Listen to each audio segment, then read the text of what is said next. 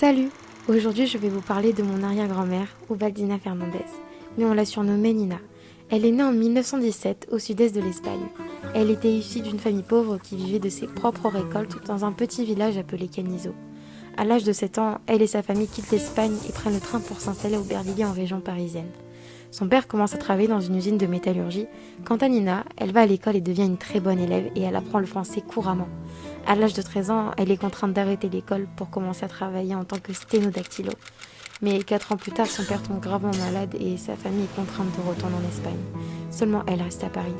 En 1936 débute la guerre civile espagnole. Les troupes franco envahissent le sud-est de l'Espagne et lors de cette bataille, son père est fusillé.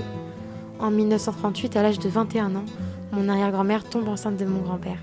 Mais en 1942, la Seconde Guerre mondiale commence et à Paris, il n'y a plus grand-chose à manger. Alors elle place mon grand-père dans une famille d'accueil. Dans les années 50, grâce à ses économies, elle a pu faire venir sa mère et ses frères et sœurs en France. Elle mesurait 1,45 m, mais cela ne lui a pas empêché de se faire respecter. Au contraire, elle en a fait une force. C'était une femme en avance sur son temps et indépendante.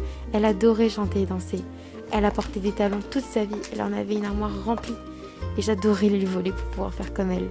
Malgré toutes les épreuves qu'elle a traversées, elle a su aller de l'avant et rien que ça, c'est une grande leçon sur la vie. Ne jamais perdre espoir. C'était une femme remarquable et je suis fière de faire partie de sa famille.